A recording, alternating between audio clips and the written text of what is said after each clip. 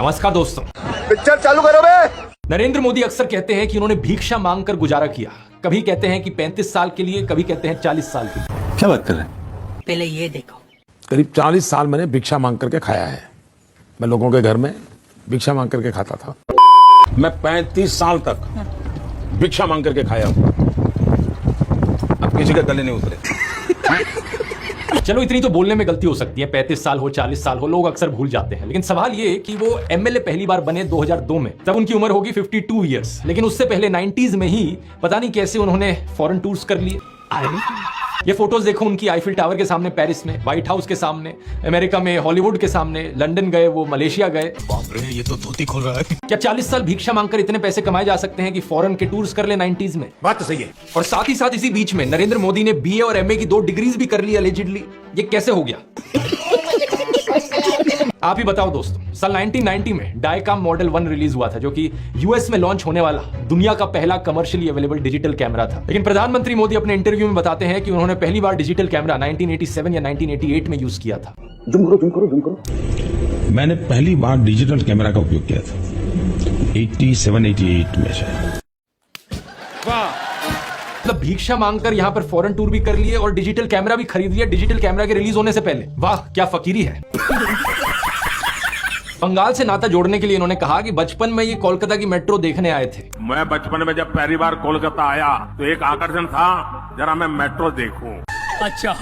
Problem बस ये है कि कोलकाता मेट्रो 1984 में शुरू हुई थी, जब ये 34 साल के थे। अब बताओ दोस्तों, 34 साल का कोई बच्चा देखा है आपने कभी?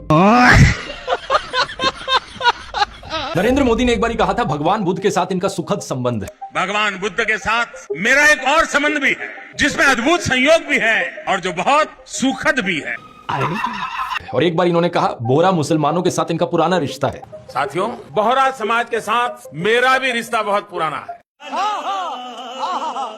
इतना ही नहीं, ईसाइयों के साथ भी इनका बहुत पुराना और आत्मीय नाता है। क्रिश्चियन कम्युनिटी के साथ तो मेरा संबंध तो नया नहीं है, बहुत पुराना बड़ा आत्मीय नाता रहा है।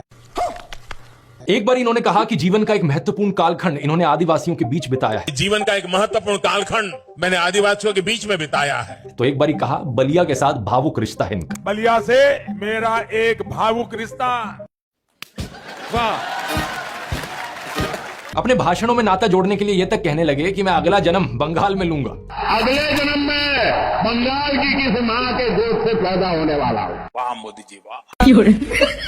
बात समझ रहे हो ना दोस्तों? वोट पाने के लिए जहां जो बोलना पड़े वो बोला जाता है। हर एक राज्य में एक इमोशनल कनेक्ट बनाने के लिए वहां के लोगों के साथ एक नाता निकल कर आ जाता है। जैसे कि नरेंद्र मोदी के बचपन की ये फोटो देखिए। वे 1950 यानी 1950 में पैदा हुए थे। क्या उस समय किसी गरीब परिवार में पैदा हुए बच्चे के पास ऐसे कपड़े होंगे? जरा खुद ही सोचकर देखिए। सूट तक पहन रखे हैं इन्होंने अपनी बचपन की फोटोज में। मैं खुद 1994 में एक मिडिल क्लास फैमिली में पैदा हुआ हूं, लेकिन मेरी तो बचपन की ऐसी कोई फोटो नहीं मिलेगी आपको जिसमें मैंने कोई सूट पहन रखा हो। और नरेंद्र मोदी अपने आप को गरीब ही नहीं, बहुत गरीब परिवार का बताते हैं। इंडिया टुडे ने इनकी पुराने घर की एक फोटो पब्लिश करी थी, स्क्रीन पर देखिए। बहुत बड़ा घर नहीं है, लेकिन क्या आपको ये 1950s के किसी बहुत गरीब परिवार का घर दिखता है? नहीं। परिवार में नरेंद्र मोदी के 5 भाई और 1 बहन है। 2 साल पहले नरेंद्र मोदी के छोटे भाई प्रहलाद मोदी ने कहा था कि उन 5 भाइयों में से जिसका नंबर लगता था वो मदद करने चले जाता था। अच्छा। उनके पिता ने पूरी जिंदगी चाय बेची, उन 5 भाइयों और 1 बहन को बड़ा किया। इसलिए नरेंद्र मोदी को चाय बेचने वाले का बेटा कहना चाहिए। ये पत्रकारों की गलती है। क्या बात कर रहे हैं? पहले ये देखो। सब भाइयों ने चाय बेची है, मेरे पिता ने पूरी जिंदगी चाय बेची, पूरी जिंदगी। इसीलिए कहा जाए तो चाय बेचने वाले का बेटा कहना चाहिए, चाय बेचने वाला नहीं कहना चाहिए। ये पत्रकारों की गलती है। अरे साला, अलगे फ्रॉड चल रहा है। अपनी कलम को गिरवी रख चुका एक गीतकार कहता है कि फकीरी है आपके स्वभाव में। एक फकीरी है आपके स्वभाव में। कभी नरेंद्र मोदी खुद ही कहते हैं कि हम तो फकीर आदमी हैं, झोला उठाकर चल पड़ेंगे। अरे हम तो फकीर आदमी हैं, झोला लेके चल पड़ेंगे जी। लेकिन पूरी दुनिया में आपने ऐसा कोई फकीर देखा है जो 1,40,000 का चश्मा लगाता हो? अपनी बूढ़ी माँ को नोटबंदी के लिए लाइन में खड़ा कर दिया और खुद घूमते हैं 12 करोड़ की मर्सिडीज में। एक तरफ तो शास्त्री जी जैसे प्रधानमंत्री देखे हैं देश ने। बताया जाता है कि उनके पास सिर्फ 2 धोती और 2 कुर्ते हुआ करते थे। कुर्ता फटकर इस्तेमाल करने लायक ना रहे तो उसे भी रुमाल बना लेते थे लाल बहादुर शास्त्री जी। बात तो सही है। लेकिन प्रधानमंत्री मोदी की यूएस विजिट की इन फोटोज को देखिए। एक दिन में 4 बार कपड़े बदलते हैं। द प्रिंट में लिखेगा इस आर्टिकल को देखिए। उत्तराखंड और हिमाचल जाते हुए प्रधानमंत्री मोदी ने 8 घंटे में 4 बार कपड़े बदले। टाइम्स ऑफ इंडिया के आर्टिकल को देखिए, प्रधानमंत्री मोदी गंगा आरती करने गए तब भी कपड़े बदलते जा रहे हैं। हुबली टाइम्स वालों ने तो इनकी फैंसी ड्रेस का एक पूरा कोलाज बना दिया। अच्छा। इंडिया टुडे ने भी इनकी 22 हेड गियर्स की कलेक्शन दिखाई है इस आर्टिकल में, और इस इंडियन एक्सप्रेस के कोलाज को भी देखिए। व्हाट्सएप पर और गोदी मीडिया के जरिए आपको बार बार बताया जाता है कि नरेंद्र मोदी इतने महान हैं क्योंकि उन्होंने देश के लिए अपने परिवार को छोड़ दिया, अपनी पत्नी को छोड़ दिया। अच्छा। देखो, वैसे ये एक पर्सनल मामला है, किसी पति पत्नी की आपस में ना बने ये कोई बड़ी चीज नहीं है, बहुत से लोगों के साथ ऐसा होता है। बात तो सही है। लेकिन यही लोग खुद इस पर्सनल बात को बीच में लाते हैं इसे अचीवमेंट के तौर पर दिखाने के लिए। देश के लिए पत्नी को छोड़ दिया, कोई सेंस है इस बात का? पूर्व प्रधानमंत्री लाल बहादुर शास्त्री जी ने तो अपनी पत्नी को नहीं छोड़ा, तो क्या वो देश के लिए काम नहीं कर पाए? महात्मा ज्योतिबा फूले की पत्नी सावित्रीबाई फूले के बारे में तो सब जानते हैं, क्या उन्होंने देश के लिए महान काम नहीं किया? आपने अगर रामलीला देखी है तो उसमें भी देखा होगा कि कैसे सीता जी ने भी भगवान राम का साथ दिया वनवास में, और राम ने उन्हें बचाने के लिए क्या क्या नहीं किया। बात तो सही है। तो व्हाट्सएप यूनिवर्सिटी की एक ऐसी घटिया नारी विरोधी मानसिकता है जहां आप औरत को एक अड़चन की तरह देखते हो, जहां आप पत्नी को छोड़ देने को एक अचीवमेंट की तरह दिखाते हो, और केवल पत्नी ही नहीं बल्कि नरेंद्र मोदी के परिवार को लेकर भी व्हाट्सएप माफिया यही बात फैलाता है। अरे औरों की तो छोड़ो, नरेंद्र मोदी खुद इस बात को बार बार दोहराते रहते हैं, कहते हैं कि उन्होंने अपने परिवार को देश के लिए छोड़ दिया। मेरे देशवासियों, मेरे घर परिवार सब कुछ देश के लिए छोड़ा है। अरे साला, ये तो अलगे फ्रॉड चल रहा है। सितंबर 2019 में ह्यूस्टन में जाके प्रधानमंत्री मोदी ने कहा था, अब की बार ट्रंप सरकार। We in India have connected well with President Trump. The words of candidate Trump. अब की बार ट्रम्प सरकार। हालांकि ये बड़ी बेवकूफी वाली चीज की थी किसी दूसरे देश की इंटरनल पार्टी पॉलिटिक्स में दखल अंदाजी करने की, क्योंकि यहाँ पर ये बड़ी ऑब्वियस बात है कि अगर एक हेड ऑफ स्टेट दूसरे हेड ऑफ स्टेट से मिलता है तो इस बात को समझना चाहिए कि अगली बार उस देश में किसी दूसरी पॉलिटिकल पार्टी की भी जीत हो सकती है। बात तो सही है। अगर ऐसा हो गया तो उस देश के रिश्ते खराब हो जाएंगे हमारे देश के साथ, लेकिन नहीं, इतनी समझदारी कैसे एक्सपेक्ट कर सकते हो इनसे? और इतना ही नहीं, फरवरी 2020 में डोनाल्ड ट्रंप के लिए इंडिया में एक भारी भरकम इवेंट करवाया गया, नमस्ते ट्रंप। नमस्ते Trump, India friend, the president of the United states of America, mister Donald Trump. क्या फायदा हुआ इस सब नाटक का? जब जरूरत पड़ी तो डोनाल्ड ट्रंप ने इंडिया को अब सपोर्ट भी नहीं किया, उल्टा पाकिस्तान के आर्मी चीफ को अब स्पेशली व्हाइट हाउस में इनवाइट किया जा रहा है ट्रंप के द्वारा। शर्म करो शर्म। प्रधानमंत्री मनमोहन सिंह ने तो ऐसा कुछ भी नहीं किया था बराक ओबामा के लिए, लेकिन फिर भी ओबामा ने एक के बाद एक इंडिया के फेवर में स्टेटमेंट्स दी थी। ये सिर्फ एक उदाहरण है दोस्तों आज के दिन इंडिया के फॉरेन पॉलिसी फेलियर का। इसका कारण नरेंद्र मोदी है। प्रधानमंत्री मोदी का इंस्टाग्राम अकाउंट देखिए जरा। प्रियंका चोपड़ा और निक जोनस की वेडिंग रिसेप्शन में गए, उन्हें बधाई दे रहे हैं। इस वीडियो को देखिए, विराट कोहली और अनुष्का शर्मा के वेडिंग रिसेप्शन पे जाकर उन्हें गुलाब दे रहे हैं।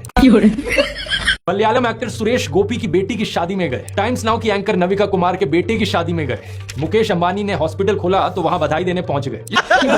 न्यूज आर्टिकल को भी देखिए, नरेंद्र मोदी ने गौतम अडानी के बेटे करण की ग्रैंड एंगेजमेंट सेरेमनी को भी अटेंड किया। वाह मोदी जी वाह। तो बॉलीवुड सेलिब्रिटीज और अमीर सेठों की शादियों में जाने के लिए बहुत समय है इनके पास।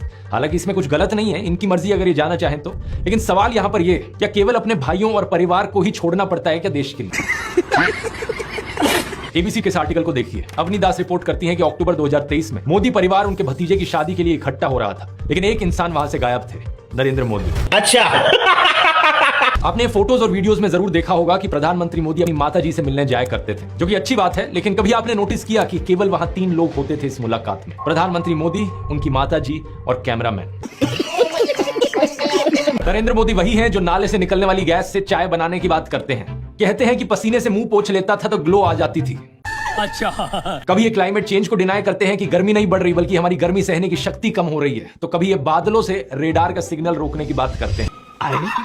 लेकिन मैंने कहा इतने क्लाउड है, बारिश हो रही है, तो एक बेनिफिट है कि हम राडार से बच सकते हैं। एक तो जानते नहीं है, ऊपर से अहंकार इतना कि अपने अज्ञान का भी एहसास नहीं।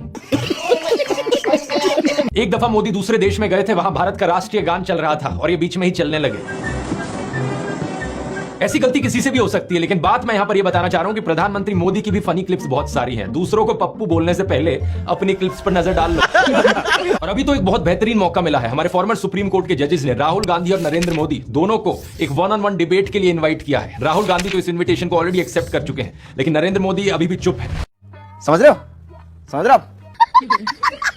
अगर ऐसा होता है तो जनता के लिए भी एक बड़ा सीधा मौका होगा देखने का कि नरेंद्र मोदी और राहुल गांधी में से कौन ज्यादा समझदार है, कौन ज्यादा इंटेलिजेंट है और कौन ज्यादा केपेबल लीडर है देश के लिए। बात तो सही है। लेकिन नरेंद्र मोदी अगर इस डिबेट से भागते हैं और जवाब ही नहीं देते तो समझ जाना कौन यहां पर बेहतर है। ये मेक इन इंडिया का शेर याद है दोस्तों? अब तो ये शेर कहीं नहीं दिखाई देता किसी चुनावी पोस्टर पर। Make in India, made in India, आदर्श गांव, smart city, bullet train, 15 lakh, skill India, Mudra loan, look east policy, करोड़ों रोजगार, नारी शक्ति, बेटी बचाओ बेटी पढ़ाओ, कोरोना अग्निवीर। अरे कुछ तो ऐसा होगा जिसके दम पर चुनाव लड़ सको। उड़ीसा में जाकर कहते हैं कि ओडिशा को देश का नंबर 1 राज्य बनाएंगे और कर्नाटका में जाकर कहते हैं नहीं, हम कर्नाटका को देश का नंबर 1 राज्य बनाएंगे। क्या बात कर रहे हैं? उड़ीसा को देश का नंबर 1 राज्य बना सकते हैं। कर्नाटका को पूरे देश का नंबर 1 राज्य बनाने का लिए अरे वाह, ऐसा कैसे हो सकता है?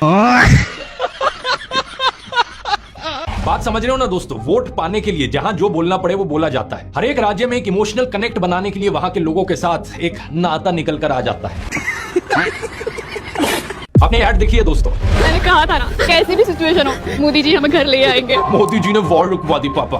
वॉर रुकवा दी पापा। ये एक बहुत बढ़िया उदाहरण है दिखाने के लिए कि कैसे मोदी सरकार देश की जनता का ब्रेन वॉश कर रही है। बात तो सही है। हमारे मोदी जी से महीनों से चल रहा मणिपुर का वायलेंस तो रोका नहीं गया, कहां से रशिया की वॉर रोकेंगे जाकर? ये बात सरासर झूठ है, कोई वॉर नहीं रोकी गई। विदेश मंत्रालय के स्पोक्स पर्सन ने भी यही चीज कही थी। जो स्टूडेंट्स यूक्रेन में फंसे थे उनकी कितनी मदद की गई उनसे खुद ही सुन लीजिए। हाँ, जब हम लोगों ने बॉर्डर क्रॉस कर लिया उसके बाद हमारी हेल्प हुई, लेकिन उसके पहले कोई हेल्प नहीं थी। गवर्नमेंट बिल्कुल ध्यान नहीं दे रही है, कोई अपना काम नहीं कर रही है। लेकिन आपको ब्रेन वॉश करने के लिए इनके बिकाऊ एंकरों ने बार बार क्या झूठ चलाया? भारत के कहने पर इस युद्ध को बीच में रोक दिया गया था। इनके आईटी सेल, सोशल मीडिया, गोदी इन्फ्लुएंसर सब ने इस झूठ को बार बार दोहराया।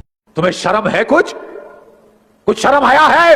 रविशंकर प्रसाद ने कहा 3 घंटे के लिए वॉर रुकी थी। राजनाथ सिंह ने कहा 4 से 5 घंटे के लिए। और अमित शाह के अनुसार तो ये वॉर 3 दिन के लिए रुक गई थी। कुछ इस तरीके से अपने फेलियर्स को भी अचीवमेंट्स की तरह दिखाया जा सकता है। सच क्या है यहाँ पर उससे कोई फर्क नहीं पड़ता क्योंकि सारा मीडिया तो हमारी गोदी में बैठा है। बात तो सही है। साल 2005 में दोस्तों अक्षरधाम मंदिर का इनॉग्रेशन हुआ था। इस फोटो को देखिए। प्रधानमंत्री मनमोहन सिंह, राष्ट्रपति एपीजे अब्दुल कलाम, विपक्षी नेता लाल कृष्ण आडवाणी, ये सभी लोग कई सारे साधुओं के साथ देखे जा सकते हैं। बात तो सही है। लेकिन अब राम मंदिर की इनॉग्रेशन को देखिए, कौन दिख रहा है यहाँ पर? सिर्फ एक अकेले नरेंद्र मोदी। सिक्योरिटी वालों को भी दूर कर दिया। क्या? लॉन्ड्री ने एक रिपोर्ट की जिसमें दिखाया गया कि कैसे गांधी दर्शन म्यूजियम, गांधी स्मृति केंद्र और खादी ग्रामोद्योग जैसी अलग अलग साइट्स पर नरेंद्र मोदी के फोटोज और कोट्स घुसाए हैं। जूम करो। यहाँ जगह जगह लिखा हुआ है गांधी दर्शन, लेकिन यहाँ आकर पता चलता है कि गांधी दर्शन कम है, यहाँ मोदी जी के दर्शन ज्यादा हो रहे हैं। लेकिन ठीक अगर इसके आप ऊपर देखेंगे तो इस तस्वीर में यहाँ गांधी जी हैं और यहाँ प्रधानमंत्री नरेंद्र मोदी। तस्वीर में पीएम मोदी फोटो है इतनी, वहीं गांधी जी इतने से। शर्म करो शर्म। 2013 में बतखों के साथ फोटोशूट, कभी मोर को दाना खिलाने का वीडियो बन रहा है, कभी मॉर्निंग एक्सरसाइज का वीडियो बन रहा है, तो कभी बीच वाला फोटोशूट, जिम वाला फोटोशूट, जंगली सफारी करते हुए फोटोशूट, फोटो खींचते हुए फोटोशूट। वाह मोदी जी वाह।